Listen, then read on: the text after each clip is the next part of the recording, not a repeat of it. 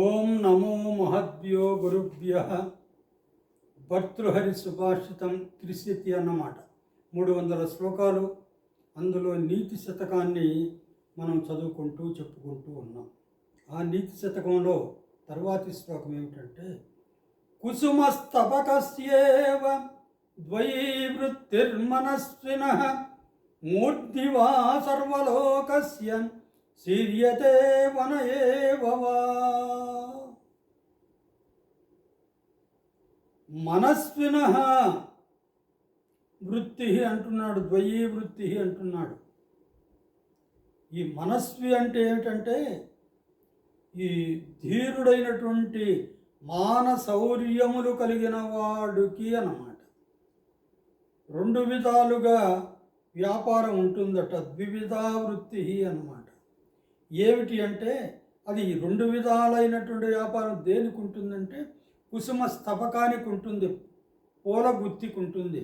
పూల గుత్తి ఒక పెద్ద చెట్టు ఉందనుకోండి, గుత్తులు గుత్తులుగా పూలు పూస్తాయి.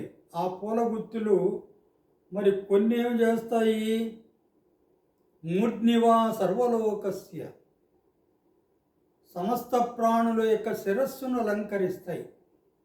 అందరూ కూడా పూలు మరి శిరస్సును ధరిస్తారు కదా. అంటే ఇప్పుడంటే ఆడవాళ్ళు ధరిస్తున్నారు. పాత రోజుల్లో మరి హారాల రూపంలోనూ, దాని తర్వాత శిరస్సు పైన పుష్పాలను పురుషులు కూడా ధరించేవాళ్ళు అని చెప్పుకుంటారు. అందువల్ల పూల గుత్తి ఏ విధంగా లోకంలో అందరి యొక్క శిరస్సులను అలంకరిస్తుందో అదేవిధంగా మనస్విన వృత్తి కూడా అన్నమాట. ధీరుడైనటువంటి వాని యొక్క మంచి మానము, గౌరవ మర్యాదలు కలిగినటువంటి వాడు మరి గొప్పవాళ్ళ యొక్క శిరస్సును అలంకరిస్తాడు. అంటే ఏమిటంటే వాళ్ళకి అందరికీ శిరస్సులాగా మరి అందరూ కూడా అతన్ని మహోన్నత స్థానంలో చూసుకుంటారు అన్నమాట. మూర్ధ్నివా సర్వలోకస్య శీర్యతే వన ఏవ వా. 2 వృత్తులు అని చెప్పుకున్నాం కదా కుసుమస్తబకానికి, పూల గుత్తికు. ఒకటేమో సర్వలోకంలో ఉన్నటువంటి అందరి యొక్క శిరస్సును అలంకరించడం అనేది ఒకటి. ఇంకా రెండవది ఏమిటి అంటే శీర్యతే వన ఏవ వా. అడవిలో ఉంటాయనుకోండి మంచి చెట్లు, ఆ చెట్లకు పూసేటటువంటి పూలు మరి అక్కడే రాలి నశించిపోతాయన్నమాట, నశించి వాడిపోతాయి. ఈ పుష్పం ఒకటేమో అందరి యొక్క శిరస్సును చేరుతుంది, మరొక వృత్తి ఏమిటి దానికి, ఎక్కడ పడింది అక్కడే కింద పడి మరి జీర్ణమై మరి వాడిపోవడం జరుగుతుంటుంది. అందుకని ఈ గౌరవ మర్యాదలు కలిగిన వాడు కూడా వాడికి ఆ యోగ్యత అందరికీ తెలిస్తే అందరి యొక్క శిరస్సుల పైన ఉంచుకుంటారు. వాడు లోకానికి తెలియకుండా ఉంటే ఎక్కడ ఉన్నవాడు అక్కడే వాడు మరి ఆ బుద్ధితో అడవులకు వెళతాడు అనుకోండి, తపస్సు చేసుకుంటూ చేస్తూ తన యొక్క గౌరవ మర్యాదలన్నీ కూడా ఆ అడవిలోనే ఉండిపోతాయన్నమాట. పూలగుత్తిలాగా అక్కడే ఉండిపోతాడు అని చెప్పేసి ఇక్కడ మనకు చెప్తున్నాడు. కుసుమస్తబకస్యేవ ద్వైవృత్తిర్మనస్వినః మూర్ధ్నివా సర్వలోకస్య శీర్యతే వన ఏవ వా. ఆ వనములోనే శీర్యతే అంటే నశించిపోవడం అన్నమాట, జీర్ణించిపోవడం అని. దీనిని మనకు తెలుగులో ఏనుగు లక్ష్మణ కవి కుసుమ గుచ్చంబునకు పోలే పొసగు శౌర్యము మానవంతునకివి 2 మహితగతులు సకల జన మస్తక ప్రదేశములనైన వనమునందైన జీర్ణ పాపంబుంగనుట అన్నాడు.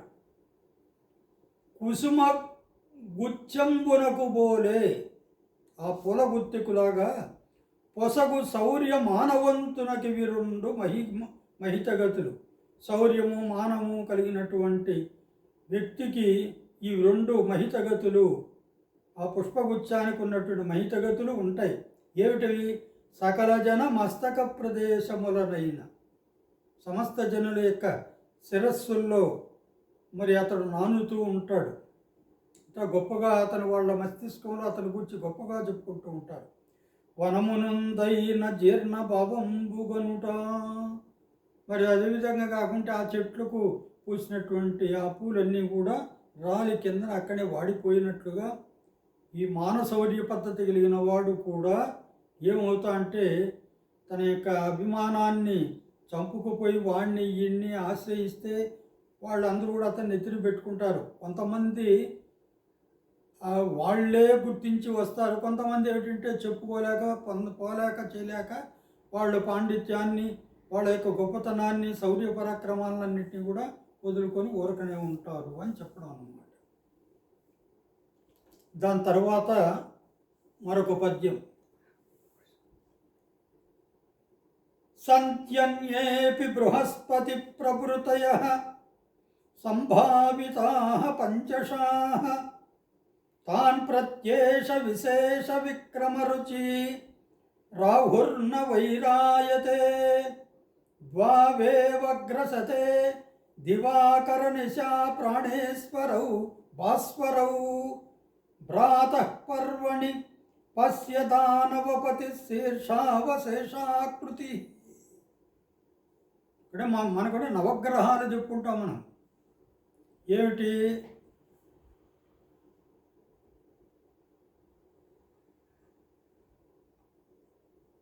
నవగ్రహాలు అంటే 7 వారాలు.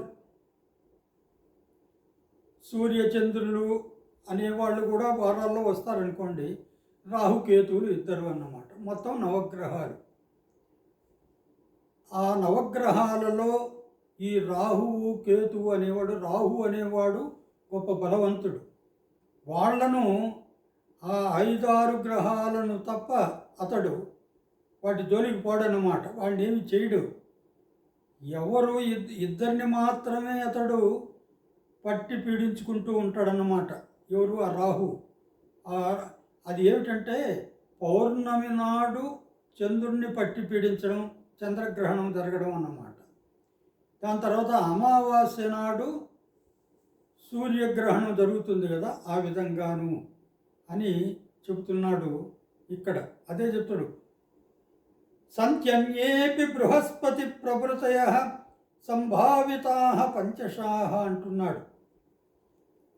ఈ బృహస్పతి మొదలగు గణనీయులైనటువంటి 5-6 గ్రహాలను పరాక్రమశీలుడైనటువంటి రాహువు వాటి తెరుగుపోక, వాళ్ళ దారికి పోక వాడు వదిలేసి శీర్షావశిష్టుడై ఉండియు, అంటే ఆ రాహువుకి శీర్షం మాత్రమే మిగిలి ఉంటుందన్నమాట, మిగతా రూపం ఉండదు. ఉండియు తేజోవంతులకు దివాకర నిశాకరుల, అంటే సూర్యచంద్రులను మాత్రమే సర్వకాలములందు పీడిస్తూ ఉన్నాడు అన్నమాట. అదే ఇక్కడ మనకు ఈ శ్లోకంలో ఏమంటున్నాడు? తాన్ ప్రత్యేష విశేష విక్రమరుచి రాహుర్న వైరాయతే. ఆ 5-6 మంది బృహస్పతి ఇలాంటి వాళ్ళ యందు అతడు శత్రుత్వాన్ని పొందడు. బృహస్పతి, శుక్రుడు, శని, అంగారకుడు, బుధుడు, వీళ్ళను 5 మంది జోలికి వెళ్ళడన్నమాట. మిగతా వాళ్లను మరి అతడు తాన్ ప్రత్యేష విశేష విక్రమరుచి రాహుర్న వైరాయతే. విశేష పరాక్రమాలను పైన ఆసక్తి కలిగినటువంటి రాహు వాళ్ళతో వైరాన్ని పెంచుకోడు. ద్వావేవ గ్రసతే దివాకర నిశా ప్రాణేశ్వరవు భాస్వరవు. వెలుగునిచ్చేటటువంటి దివాకరుడు, నిశా ప్రాణేశు నిశాదేవికి మరి భర్త అయినటువంటి ఆ చంద్రుడు, వాళ్ళిద్దరినీ ద్వావేవ గ్రసతే, ఆ రెండింటినీ అతడు పట్టుకుంటాడు, మింగుతాడు అన్నమాట. గ్రహణం అంటాం కదా, అదన్నమాట. భ్రాత పర్వణి పశ్య దానవపతి శీర్షావశేషాకృతి.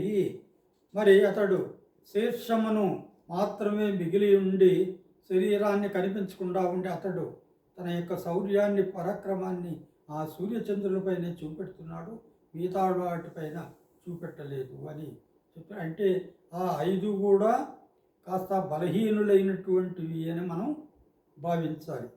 ఇతడు బలహీనులైనటువంటివి 5 అంటేనే ఈ రాహు యొక్క గొప్పతనం తెలుస్తుంది. రాహు యొక్క గొప్పతనము ఆ సూర్యచంద్రుల్ని ఆ గ్రహణ సమయంలో పట్టుకోవడం ద్వారా మరి ఆ సూర్యచంద్రుల యొక్క లోకానికి వెలుగునిచ్చేటటువంటి సూర్యచంద్రుల యొక్క ఉన్నతిని కూడా అతడు కాస్త దిగజార్చేటటువంటి ప్రయత్నం చేస్తూ ఉన్నాడు.